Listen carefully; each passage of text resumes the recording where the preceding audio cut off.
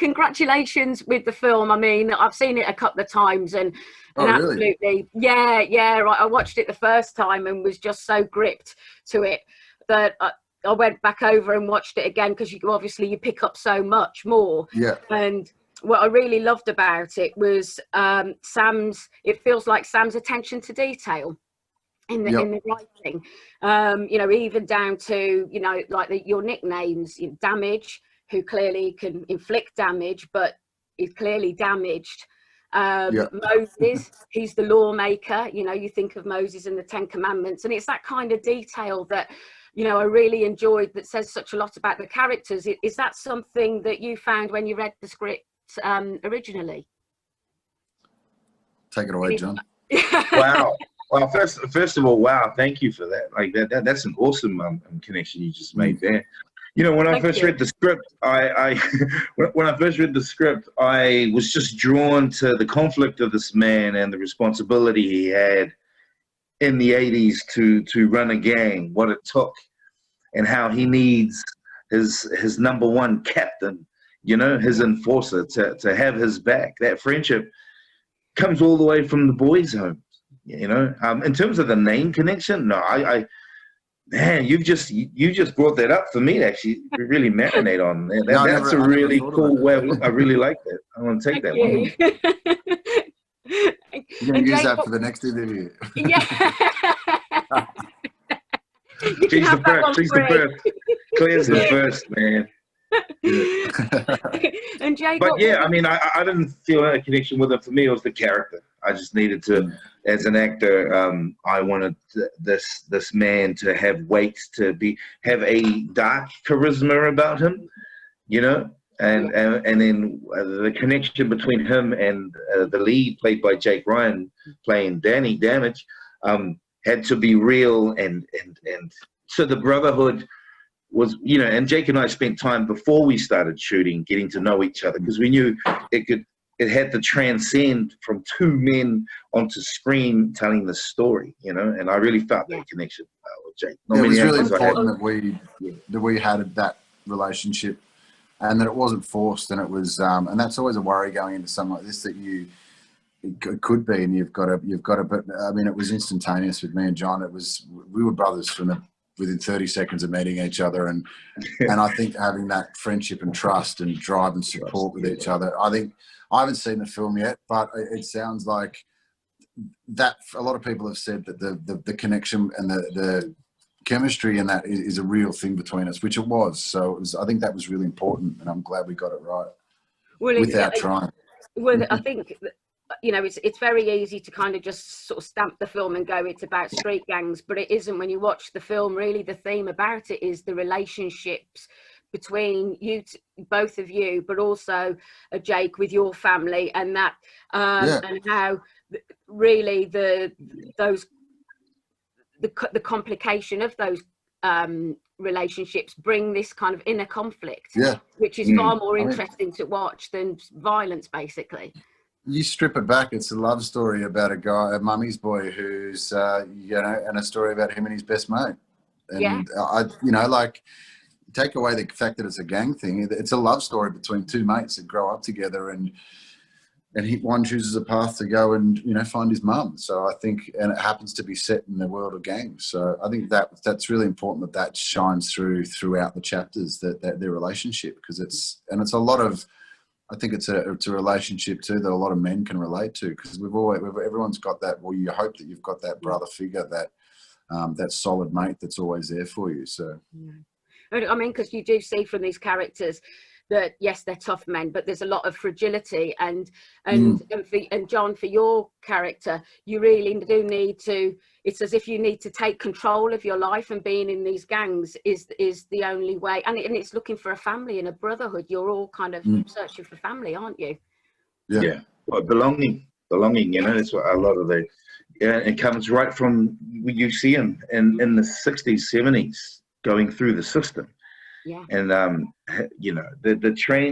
journey that Damage goes through, it's exhausting. By the time when the movie was finished, when I'd seen it, I was emotional, I was exhausted, but there was a lesson, a huge lesson in there. that everybody has an origin story. Everybody comes from somewhere. We've gone through experiences. We've seen these figures out in society, and you know, most of the time we judge them. We judge them harshly. We don't know who these men are, but they're men.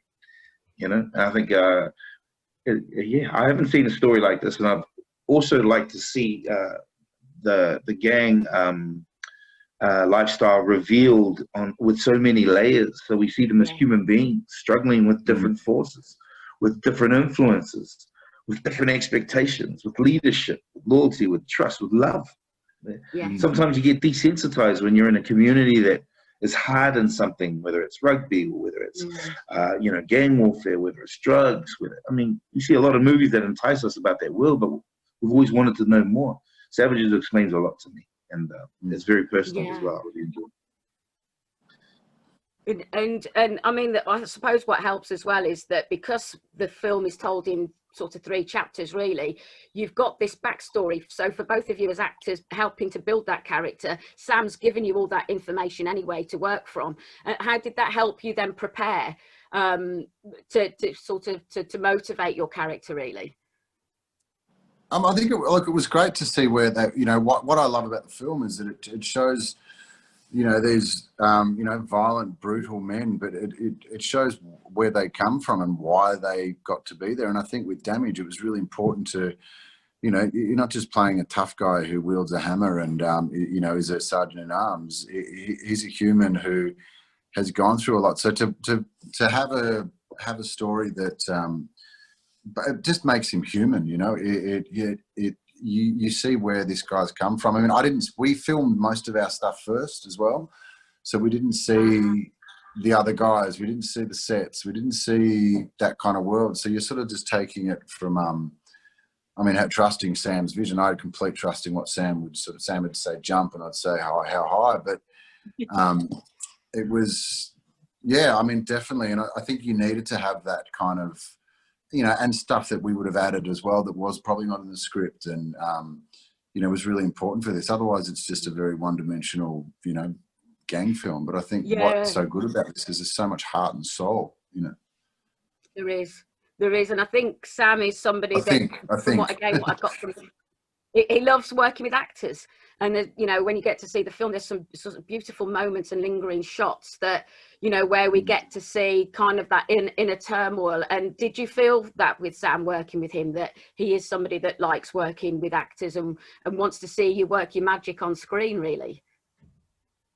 Yeah, I mean, definitely. I mean, he pushed me, and we came to blows a couple of times, but in a good way. I think creatively, you know, I think sometimes you've got to come to nothing bad, but I mean, like, he's a brother. I love him now, but it was good because he pushed me to places that I, you know, wouldn't have gone, and you know, it was very heavy material, and I can get quite heady as well. So he sort of brought me out. I mean, one day he pulled me out in costume and everything and dropped me off at the local shopping centre and made me walk through, pick me up on the other side, so I could see that I didn't have to do anything. I was terrifying enough.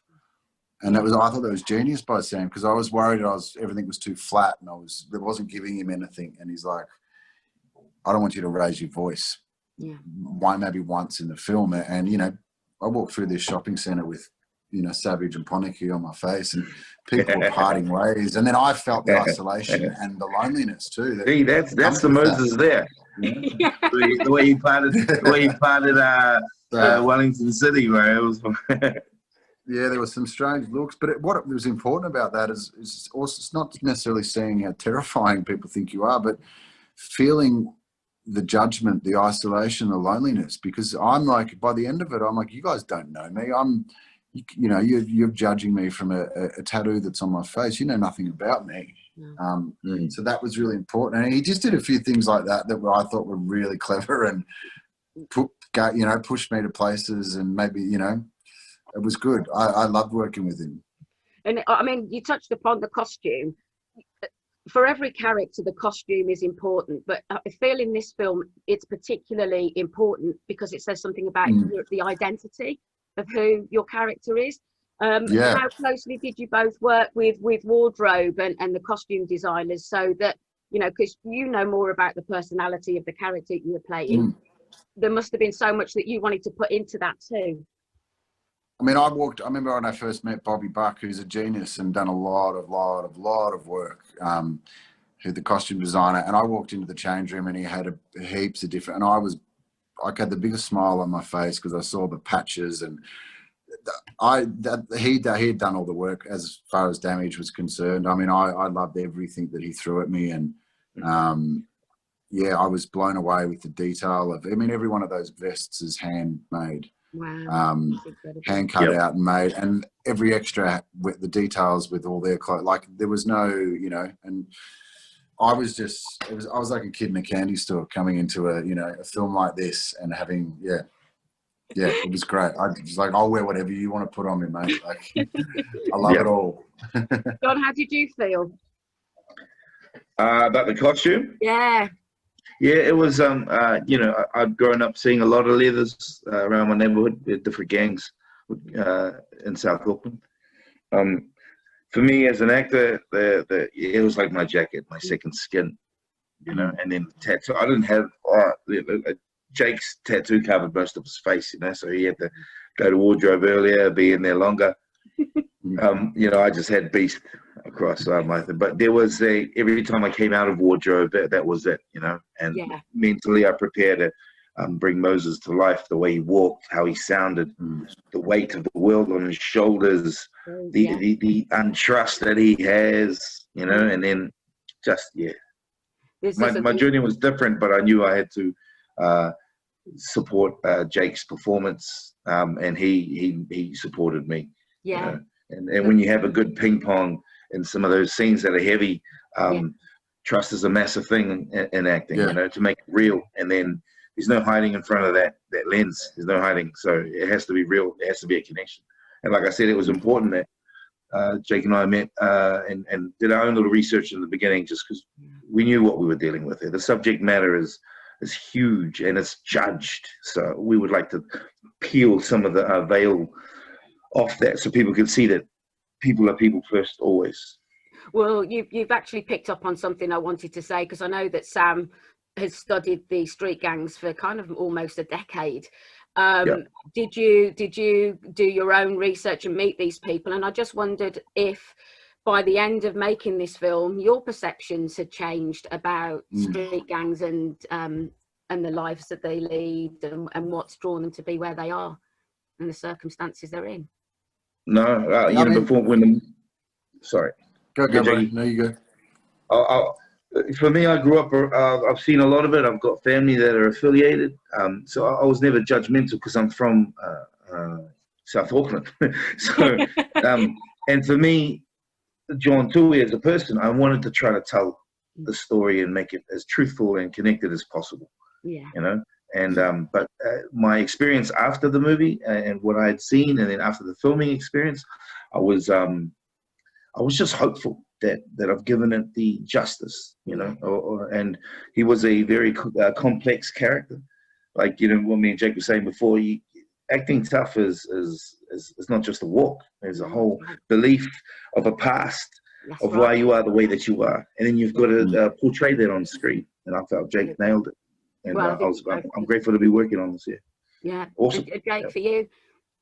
The thing that I mean, you can read all the books you want. You can watch all the YouTube clips. You can listen to the transcripts. There's all that there to get the brutality and the stories and stuff. But what was important for me was, you know, we met some members, especially some old guys that were from that era. And what was important to me is the humanity and the hearing their stories of childhood and the trauma that they've gone through, and watching grown men tear up talking about, you know, that no one's ever asked them about their childhood before. And to me, that was the most important part of the research, finding that side of these guys, because, you know, you set them for face value and everyone will judge them, but to hear their story and to see, you know, a softer human side, a vulnerable side come out of these guys is really important. And I, you know, that's what I took out. The most thing I took out of meeting, you know, spending time with gang members was, it was definitely humanizing these guys and trying to make them, you know, have a vulnerable side to them, that because everyone does, and just hearing those kind of stories that you don't necessarily read in the books too, which was really powerful and really moving. And it made me realize that we were telling an important story for a lot of people, and a lot of men that have gone through abuse in state homes that have no one's ever spoken about, or nothing's ever been done about it. This is important for, you know, for their journey, and for what they've gone through in life, and what's led them to, you know, be in these gangs. Yeah, no, well, you've definitely all achieved that, and it's been such a pleasure interviewing you both about it, because it really is a terrific film. And I mean, I know nothing about street gangs, but it feels very authentic, and it feels very much a human interest story, and you've definitely pulled it off. And thank you for your time and giving me the time to talk about it.